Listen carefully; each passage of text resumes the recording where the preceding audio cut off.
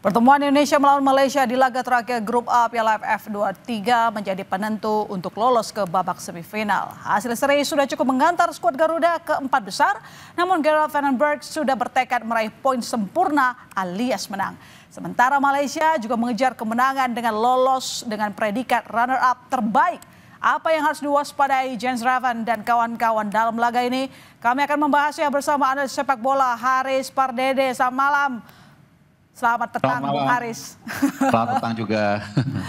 Bung Haris, berkaca dari dua laga lawan Brunei dan Filipina, apa yang masih harus diperbaiki Van den Berg saat melawan Malaysia?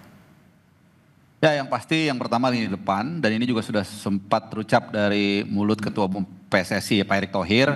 Di pertandingan pertama memang tidak menjadi tolak ukur lah. Brunei Darussalam ada 2 level di bawah kita. Lawan Filipina, meskipun sebenarnya masih ada di bawah kita juga, tapi mereka menunjukkan perkembangan yang signifikan dan militansi yang luar biasa, sehingga kita membutuhkan gol bunuh diri melalui pemain belakang, melalui pemain mereka bernomor 14, mengantisipasi yang salah ya ketika ada throw in dari Robbie Darwish. Walaupun memang dalam pertandingan tersebut kita cukup menguasai dan punya peluang. Lawan Malaysia nanti malam tentunya kita membutuhkan ketajaman ini, dan itu salah satunya kita tumpukan dalam diri seorang Jens Ravan. Kita belum tahu ya, tapi kemarin dia latihan sudah full, mudah-mudahan lawan Malaysia nanti dia bisa tampil sejak menit pertama.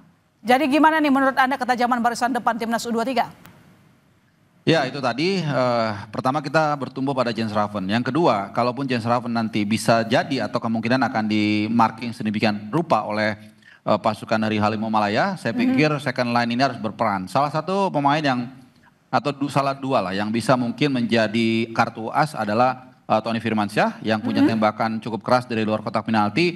Lalu kemudian juga ada Donitri yang gemar atau sering naik ke atas untuk memberikan crossing kaki kirinya, dan yang ketiga lemparan ke dalam ya, ini sering sekali menjadi perdebatan, tapi buat saya ini adalah satu keunggulan yang harus kita syukuri. Seperti juga ketika Pratama Arhan punya kemampuan tersebut di tim nasional senior. Tim depan oke, bagaimana dengan tim belakang meredam serangan Malaysia? Iya, belakang saya lebih yakin lagi karena kita punya beberapa pemain yang ya bahkan sudah mengetuk ke pintu tim nasional senior kita. Ada Muhammad Ferrari, ini jebolan Piala Asia U23.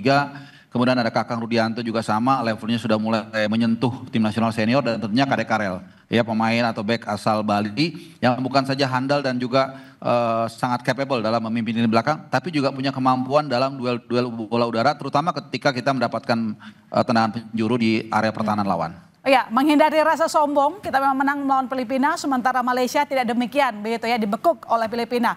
Jadi apa yang mungkin bisa kita antisipasi? Karena begini, saya rasa Malaysia maunya kan menang, ya, nggak akan mau kalah begitu. Artinya mereka mati-matian, bahkan mungkin menurunkan pemain senior ke lapangan. Apakah itu harus kita antisipasi?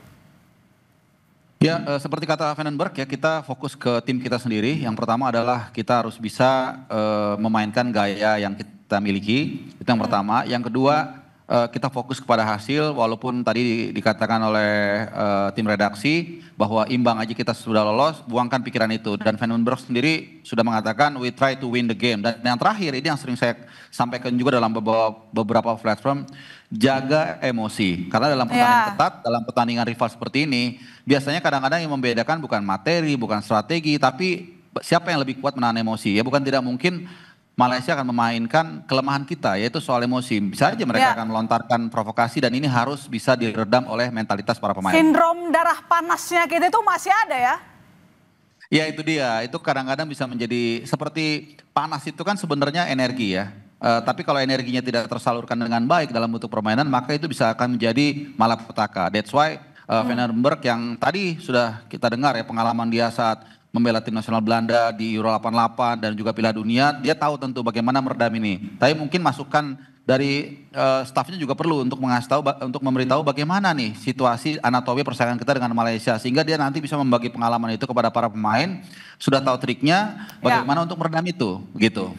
Tapi kan secara head to head kalau kita lihat dari catatan kita pernah bermain dengan Malaysia itu kita jarang menang begitu, bahkan mampu ditaklukkan oleh Malaysia. Apakah ini masih akan berlangsung begitu, mungkin memengaruhi mental dari para pemain?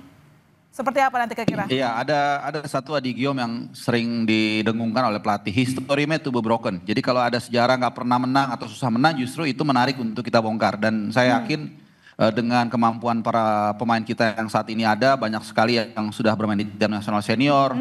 Beberapa pemain juga adalah pernah main di Piala Asia U23, Muhammad Ferrari, Arkan Fikri, dan lain-lain. Saya pikir kita bisa meredam atau merusak rekor yang dikatakan kita sulit menang dari Malaysia. Dan para senior ini bisa kita andalkan, Bung?